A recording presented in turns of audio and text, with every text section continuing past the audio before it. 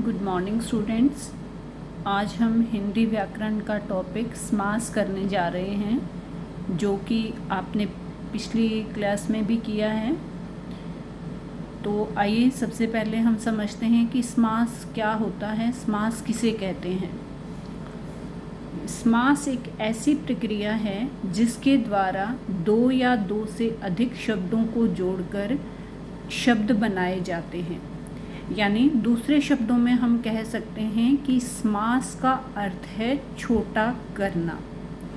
यानी एक ऐसी प्रक्रिया जिसके द्वारा दो या दो से अधिक शब्दों को जोड़कर उसका एक शब्द बनाया जाता है। तो जो नया शब्द बनेगा उसके अर्थ में परिवर्तन नहीं होगा। जैसे देखिए, राजा का पुत्र अर्थात राजकुमार, राजा की कन्या अर्थात राजकन्या। तो यहाँ पर देखिए कि दो या दो से अधिक शब्द, जैसा कि मैंने आपको ऊपर बताया था कि दो या दो से अधिक शब्दों को जोड़कर, तो ये क्या है यहाँ पर कि दो या दो से अधिक शब्दों को जोड़कर एक नया शब्द क्या बना हमारे पास, राजकुमार। अब देखिए कि इनके अर्थ में कोई परिवर्तन नहीं है, यानी इसका यहाँ पर अर्थ नहीं बदला है। राजा का पुत्र और राजकुमार दोनों का अर्थ एक ही है। राजा की कन्या अर्थात राजकन्या, यहाँ पर भी देखिए कि दो या दो से अधिक शब्दों से मिलकर यहाँ पर एक शब्द बना है राजकन्या। और अगर हम इसको राजकन्या शब्द को देखें और राजा की कन्या, तो हम क्या देखते हैं कि दोनों का अर्थ एक ही है। अब देखिए कि समस्त पद या समास किसे कहते हैं। समस्त पद और समास एक ही बात होती है कि समास करने के बाद जो नया शब्द बनता है उसे समस्त पद कहते हैं। जैसे राजकुमार, राजकन्या। अब हम इनको ऊपर के उदाहरण के द्वारा ही समझते हैं कि जैसे हमने समास किया तो जो नया शब्द आया, यानी इन शब्दों का हमने समास किया तो नया शब्द जो हमारे पास आया तो ये क्या कहलाएगा, समस्त पद। इसी तरह यहाँ पर ये इनका जब हमने समास किया तो ये जो शब्द हमारे पास आया ये क्या कहलाएगा, समस्त पद। अब देखिए कि समास रचना में दो पद होते हैं। पहला पद क्या कहलाता है, पूर्व पद, और दूसरा पद क्या कहलाता है, उत्तर पद। देखिए उदाहरण के द्वारा समझते हैं हम इसको कि रोग मुक्त, यानी ये एक शब्द है हमारे पास रोग मुक्त। इसमें पहला पद रोग, दूसरा पद मुक्त, यानी पहला पद क्या कहलाएगा, यहाँ पर आपको क्या बताया था, पूर्व पद, और दूसरा पद क्या कहलाएगा, उत्तर पद। इसी तरह यहाँ पर दो शब्द हैं नील और कंठ, तो इसमें नील क्या कहलाएगा, पूर्व पद, और कंठ क्या कहलाएगा, उत्तर पद। अब आता है समास विग्रह, यानी समास विग्रह किसे कहते हैं कि विग्रह मतलब विच्छेद करना, अलग अलग करना, कि समस्त पद को अलग अलग करने की विधि को समास विग्रह कहते हैं। जैसा कि हम ऊपर के उदाहरण देखते हैं कि जैसे कि हमने देखा यहाँ पर कि राजा का पुत्र अर्थात राजकुमार। मान लीजिए ये हमारे पास समस्त पद है राजकुमार, तो इसका जब हम विग्रह करेंगे तो इसका विग्रह क्या होगा, राजा का पुत्र, यानी इसके टुकड़े करने पर ये शब्द किस तरह हो जाएगा, राजा का पुत्र। और इसी तरह से देखिए राजकन्या, यानी ये हमारे पास समस्त पद है, और जब हमने इसका विग्रह किया यानी इसके टुकड़े किए तो हमारे पास कौन से शब्द आए, राजा की कन्या। तो यही जो प्रक्रिया है वो समास विग्रह कहलाती है। ये हो गया समास करना और ये समास विग्रह करना। इसके बाद जैसे ये एक एग्जाम्पल और दिया हुआ है यहाँ पर कि लंबोदर, यानी लंबोदर क्या है, यहाँ पर समस्त पद या समास है, लेकिन जब हम इसका विग्रह करेंगे तो यह है लंबा है उदर जिसका शब्द बनेगा।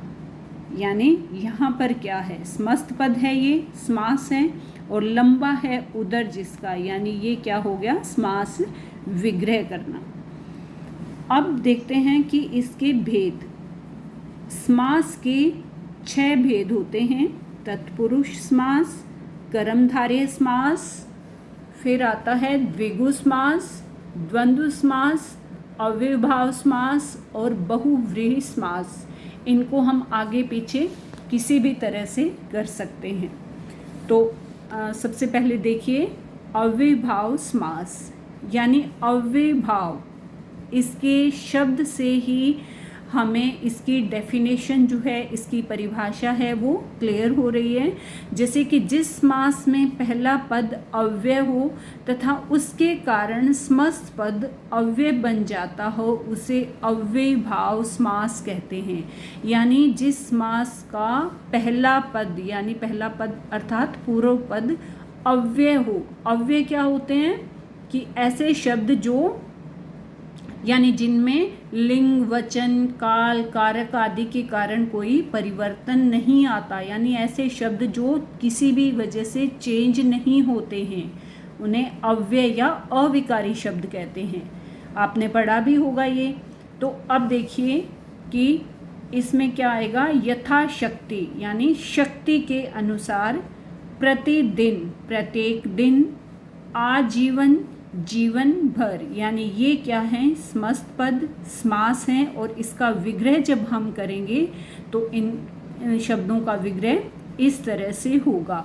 और ये जो है यथा, प्रति और आ, ये तीनों शब्द इसमें क्या हैं, जैसा कि आपको बताया गया है इसमें डेफिनेशन में कि ये जो इसका पहला पद यानी जो पूर्व पद है ये चेंज नहीं होता, यानी यथा वर्ड है, हम किसी भी लिंग, वचन, काल, कारक के साथ लगा दें ये नहीं बदलेगा। इसी तरह से प्रति और आ, ये तीनों इसके पूर्व पद हैं, तो ये अव्यय हैं अपने आप में, इसलिए इसको अव्ययभाव समास कहा जाता है। यानी जिस समास का पहला पद अव्यय हो उसे हम अव्ययभाव समास कहते हैं।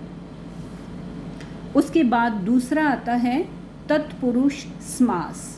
तत्पुरुष समास में क्या होता है कि तत्पुरुष समास में उत्तर पद, यानी जिस समास का दूसरा पद प्रधान हो तथा पहला पद यानी पूर्व पद संज्ञा या सर्वनाम होता है, उसे हम तत्पुरुष समास कहते हैं। यानी अव्ययभाव में क्या था कि पहला पद अव्यय था और पहला पद उसमें प्रधान माना जाता है।